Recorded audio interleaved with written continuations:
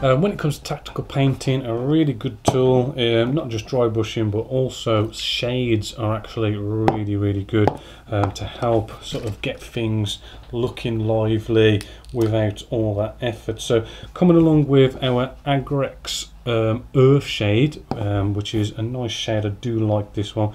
What we're going to do is I'm coming in with a #1 Winsor & Newton brush here, and I'm just going to target our gold areas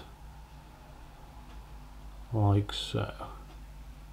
Right, it doesn't matter massively if, say, you kind of maybe slightly sort of just go on to the blue like so. In fact, it kind of helps if you just have that little bit of an edge going into, say, our pauldron here. It just gives it that little bit of a nicer sort of look, right? Which also kind of helps with a few things. First off, you don't have to be so neat, which, you know, makes things faster, but also it also means that if you've got any little mistakes, right, it will sort of, you know, sort of in some ways kind of light mistakes kind of cover them up,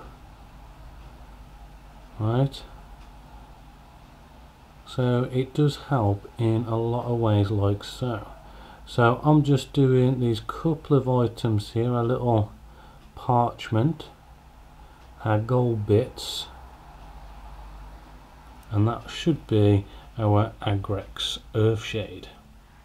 Next colour we're going to come in with is Newland Oil. This is also a shade by Citadel. Always make sure you shake your shades, because they do sediment a bit at the bottom, and if you don't shake them, basically you'll have a weaker intensity of our Newland Oil. So let's just open this up, and for this what I want to do, as you can see, our gold now has taken on a sort of more livelier form here. You know, all the creases and everything are sort of looking like a bit dirty or shadowy, and it's starting to sort of take shape. But what I want to do is, again, because we're doing this tactically, what you'd probably normally do is just in these areas just here, you'd probably come along and paint these black or something like that. But as I mentioned before, right, shades are a bit more sort of forgiving when painting. You don't have to be as sort of accurate, right? Now, although that there might not look like it's been painted black, it's just going to give this a little bit of that nice sort of edge, and to sort of show, you know, the difference between the armor and sort of what he's wearing underneath his armor. And we're just sort of tackling these areas. Also, I do like to put a nice big sort of blob here in what looks like the exhausts to his backpack, so then that's going to look sort of a bit sooty and stuff, and then basically just do that in all those areas. We're now going to do some writing on our parchment. What I've got here is a really sort of nice sort of special pen, so to speak. It's a Pigma Macron 005, and this is a micro pigment ink pen.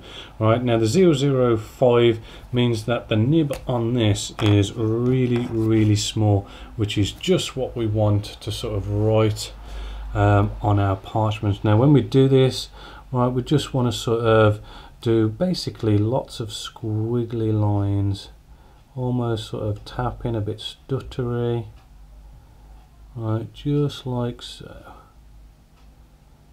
Right, keeping it sort of random, right, and because the nib's like a nice small nib, it just looks like the writing's small, and then we end up with all this parchment type writing. And don't forget any that the parchment might be sitting on top of, just to give it that little bit extra. And then there you go, really easy, a lot easier than going off and getting, say, like a paintbrush and trying to paint those in. I really do like using the pens for that.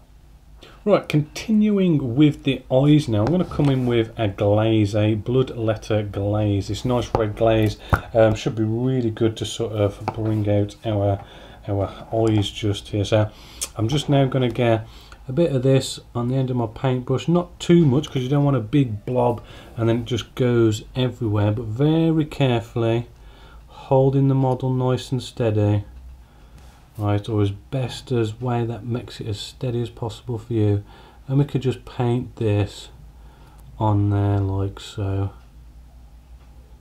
And the cool thing is it's got a bit of capillary action, so it does sort of flow quite nicely actually, and hopefully you can see, you know, it does give it that sort of glowy sort of look to its eyes. Right, you could probably notice I have glued the gun on. You could do that at this stage if you want. It was just so we could get into those hard to reach places and paint them up. What we're going to do now is decaling. Now decaling is sort of a big subject in itself, and there's lots of things that we could do to sort of make our decals really cool. The whole idea is we want to make the decal look like it's been painted on. So first off, let's cut some of our decals off the sheet here. You can use scissors or you can use a blade like I am here, making sure there is a cutting mat underneath. Right, so we've cut this off the decal sheet, and then I like to get out some tweezers. Right, and just off camera I've got my pot of water just over here, so I can just dip that in there with the tweezers, and then basically we're going to put it down on our surface here, a non sort of, don't put it on kitchen paper towel because it'll just suck up all the moisture. Just leave it there, and you basically want to leave it for a couple of minutes, and then when it actually starts to move freely, it's ready to go on the model. Which actually, coming back to the model, you'll notice that we did put that gloss coat on our miniature here. Now there was another reason for that, and the reason is when it comes to decals will stick to a model better if they're on a glossy surface rather than a matte surface, as well as being on a glossy surface, it will help eliminate the effect of, say, silvering, whereas a matte surface could actually potentially produce silvering in a decal. Silvering is basically where air gets underneath the decal film and you see all this sort of silvery sort of looking wherever there's sort of clear parts on the decal is just basically air. So nice glossy surface like we've got here, all ready for decaling. Right then, so our decal now is just nicely moving nice and freely all by itself. Now when it comes down to putting decals on, it really is a good idea to start using things like decaling solutions. What I have here is Micro Set, and I'm also going to be using Mr. Mark softener. Now you can use all sorts of different decaling solutions, and different decaling solutions work better with different decals. So you know, it can be a bit of a hit and miss, but I do find that Games Workshop decals do work rather well with the Mr. Mark range. These are from, I think it's like China, or is it Japan? I think it's Japan. It can be a bit expensive, but it is well worth getting a good decaling solution for the job. But what we're going to do is I'm going to start off with Micro Set. Micro Set is sort of a primary sort of solution to sort of use just to get started, right?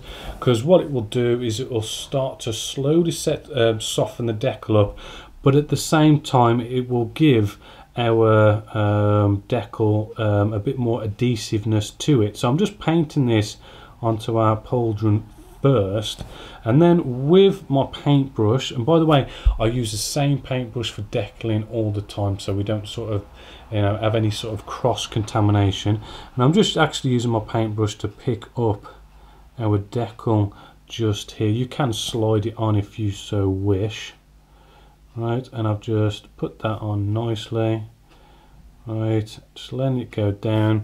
And then what I like to do is I do have a little hand drill with a little sewing needle just on here, and I use this to just sort of micro place this. Now I'm actually now just going to sort of get this so it's looking straight and where I want it, And what you want to do, you don't really want to be digging down because you'll be scratching your paint.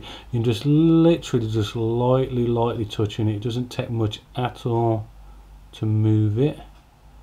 Right, so I'm happy with the positioning of that. Now what we can do now is just leave that to sort of start settling for a couple of minutes, and let the micro set just do that light bit of sort of starting to sort of soften it up so it will conform around this shape.